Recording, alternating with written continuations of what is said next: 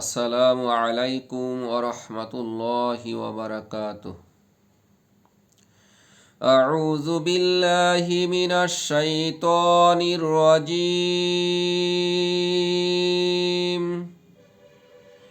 বিসমিল্লাহির রাহমানির রাহিম।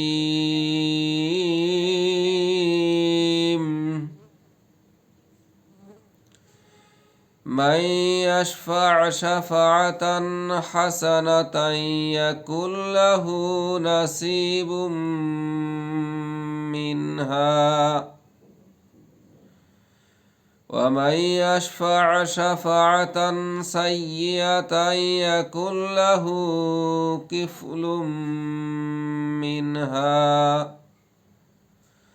وكان الله على كل شيء مقيتا صدق الله العظيم।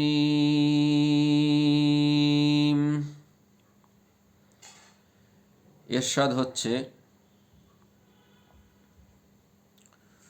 তোমরা যে ভালো এবং নেক কাজ যে পরস্পরকে সমর্থন করো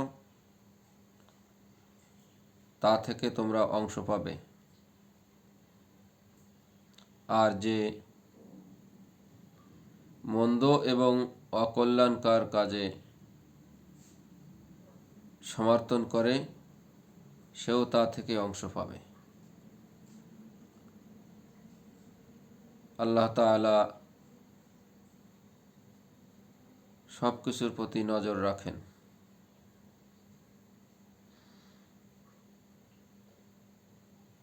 সূরা নিসা আয়াত নম্বর 85। আসসালামু আলাইকুম ওয়া রাহমাতুল্লাহি ওয়া বারাকাতুহু।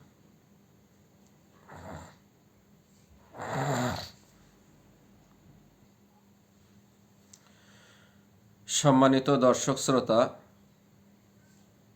এবং সম্মানিত দেশবাসী, দীর্ঘ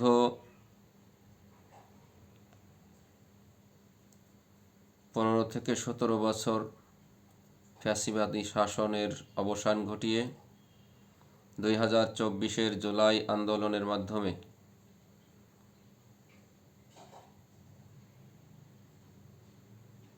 অসংখ্য ছাত্র, যুবক, মেহনতি মানুষের জীবনের বিনিময়ে যে বর্ষা বিপ্লব অর্জিত হয়েছে, সেই বিপ্লবকে ধারণ করা, দেশের স্বাধীনতা, সার্বভৌমত্ব রক্ষা করা, আধিপত্যবাদী শক্তির হাত থেকে বাংলাদেশকে মুক্ত রাখার জন্যে আগামী ত্রয়োদশ জাতীয় সংসদ নির্বাচন অত্যন্ত গুরুত্বপূর্ণ। জাতীয় সংসদ নির্বাচনের মাধ্যমে বাংলাদেশের রাষ্ট্রীয় ক্ষমতার পরিবর্তন হয়।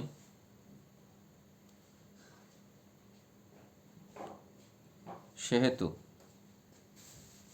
আগামীতে বাংলার মানুষের ভাগ্য আকাশে নতুন করে যাতে কোনো ফ্যাসিবাদের জন্ম না হয়, কোনো ফ্যাসিবাদ মাথা চাড়া দিয়ে উঠতে না পারে, সেজন্যে আগামী নির্বাচন অত্যন্ত গুরুত্বপূর্ণ। সম্মানিত দর্শক শ্রোতা এবং দেশবাসীর প্রতি আগামী নির্বাচনে আমরা কাকে সমর্থন করছি, আমার সমর্থন পেয়ে কে জাতীয় সংসদে প্রতিনিধিত্ব করবে, এই ব্যাপারে পবিত্র কোরআনুল কারীমের যে নির্দেশনা,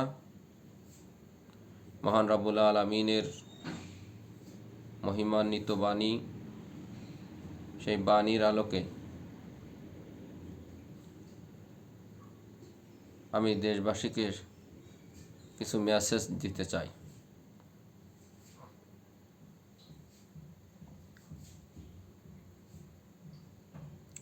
আমি যে আয়াতের তেলাওয়াত এবং সরল অর্থ আপনাদের সামনে পেশ করেছি, সে আয়াত স্পষ্টভাবে আমাদেরকে যে নির্দেশনা দেয় সেটা হলো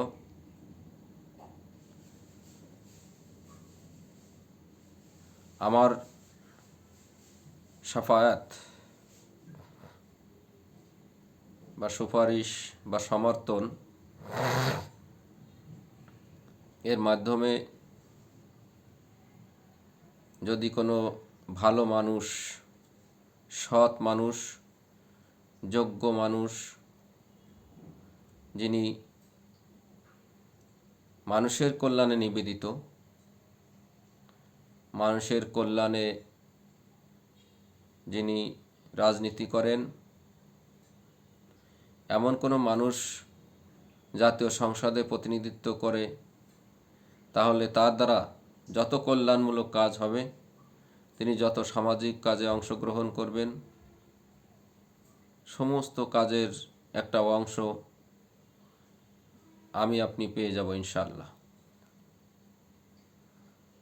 পক্ষান্তরে আপনার আমার একটা সমর্থন বা সুপারিশের মাধ্যমে যদি কোনো খারাপ ব্যক্তি, অসৎ চরিত্র, দুর্নীতিগ্রস্ত, চাঁদাবাজ, নেশাগ্রস্ত কোনো ব্যক্তি যদি জাতীয় সংসদের প্রতিনিধিত্ব করে, তাহলে তার দ্বারা যত পাপাচারমূলক কাজ হবে, যত অন্যায় সংগঠিত হবে,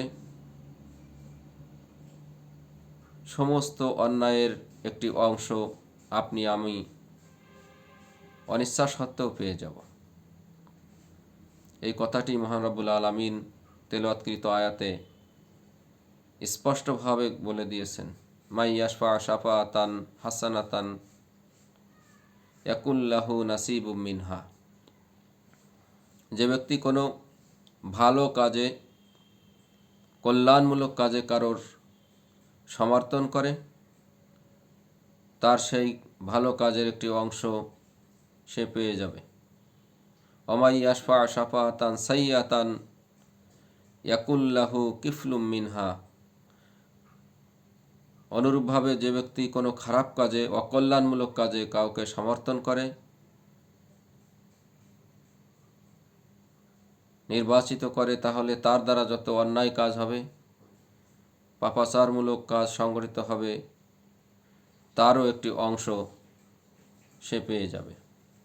পবিত্র কুরআনুল কারীমের সূরা মায়েদার 2 নম্বর আয়াতে আল্লাহ তাআলা বলেন, আয়াতের অংশ বিশেষ, তাআওয়ানু আলাল বিররি ওয়াত তাকওয়া ওয়ালা তাআওয়ানু আলাল ইসমি ওয়াল উদওয়ান। এখানে আল্লাহ তাআলা নির্দেশ দিয়ে বলছেন, তাআওয়ানু, তোমরা পরস্পরকে সহযোগিতা করো, আলাল বিররি ওয়াত তাকওয়া, পুণ্য এবং খোদাভীরুতামূলক কাজে, ওয়ালা তাআওয়ানু, আর তোমরা সহযোগিতা করো না, আলাল ইসমি ওয়াল উদওয়ান, পাপাচার এবং সীমা লঙ্ঘনমূলক কাজে। সম্মানিত দর্শক ও শ্রোতাবৃন্দ, এই আয়াতের মাধ্যমে আমাদের কাছে মেসেজটা হলো, কখনোই কোনো অন্যায়ের পক্ষে সহযোগিতা করা, অন্যায়ের সমর্থন করা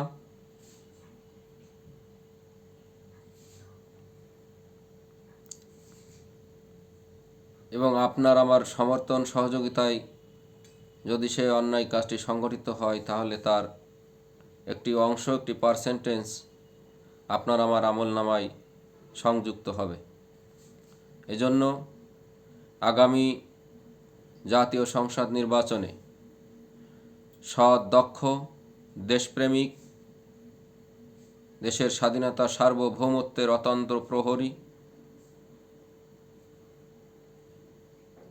যারা ভারতীয় আধিপত্যবাদের বিরুদ্ধে সর্বদা তৎপর, এমন খোদাভীরু, দিনদার, দুর্নীতিমুক্ত, চাঁদাবাজ মুক্ত নেতৃত্ব বাছাইয়ের জন্য আপনার আমার সমর্থন তথা ভোট পবিত্র আমানত। এই আমানতটি যথোপযুক্ত প্রার্থীর পক্ষে প্রয়োগ করার জন্য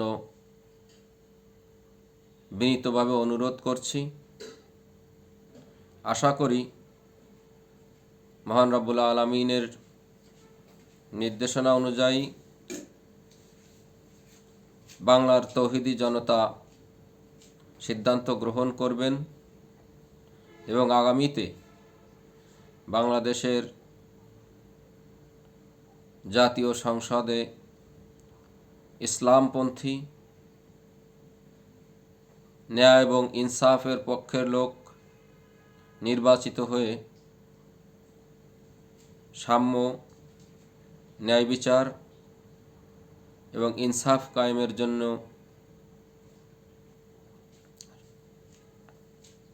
সরকার গঠন করবেন। সবাই